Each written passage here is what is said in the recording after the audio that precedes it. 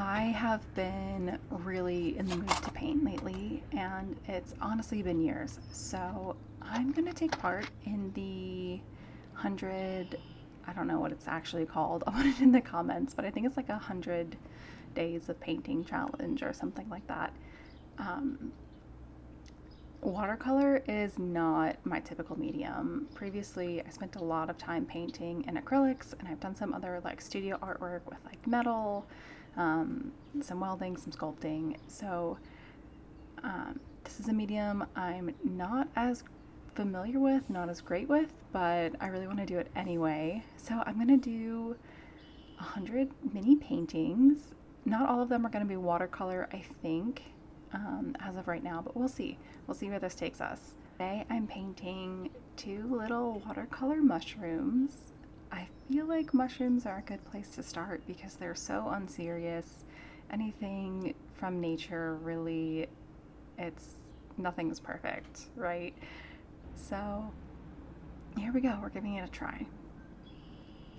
So far, I've sketched the outline. They're not perfect, and that's okay because I'm just trying to color in some basic shapes, play with the colors, play with mixing the paint, play with how much water, and all of that.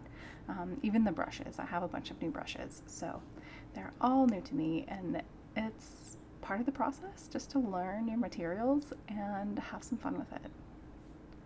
Ultimately, the tops of my mushrooms are going to be red, and the bottom of my mushrooms are going to be a brown color. I think I'm so used to painting with acrylic that I'm used to having to fill in all of the negative space or all of the empty space. But that's just not the case with watercolor, and that takes some getting used to. I will say the one thing I like the most about watercolor is knowing that the way that your colors blend on the paper is very different as well from, other mediums where, you can lay, like I've done here, a base of yellow, a little bit of red, and you get that orange tone in between, and your colors really mix on the page quite a bit more than if I was using oil or acrylic, where my colors really wouldn't mix that much unless I'm doing a wet on wet technique. I also have a lot of fun playing with this thin little brush and trying to do some detail work, which I think is going to be fun for some other paint tutorials I'm going to try. Kind of critiquing my own work as I go along here, but one of the things I didn't like was how I filled in the darker brown on the base of these mushrooms. I think it would have been a lot more effective if I had just laid those lighter browns and then come back in a little bit less with the heavy brown color, but it's okay. That's part of it being a working process. Also, I knew going into this was not going to be a phenomenal painting, but that's okay. Anyway, I'm going to put on a little bit of music for the next minute or two as I work through the red colors, and I hope you enjoy.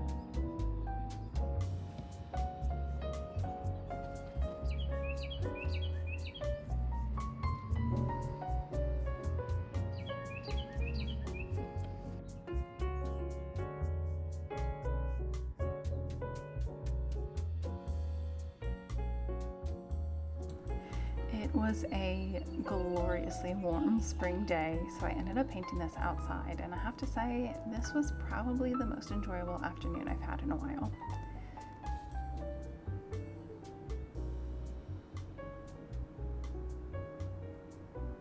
I did end up splitting this painting in half. As you can see, I just taped off that border and I'm gonna cut it when I'm finished, but I added just a simple yellow in the background and then laid a little bit of a blue undertone under the grass.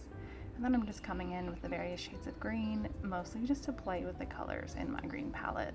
Feel free to drop me a comment. Let me know what you think I should paint next. Thank you for watching, and I hope you enjoy my mushrooms.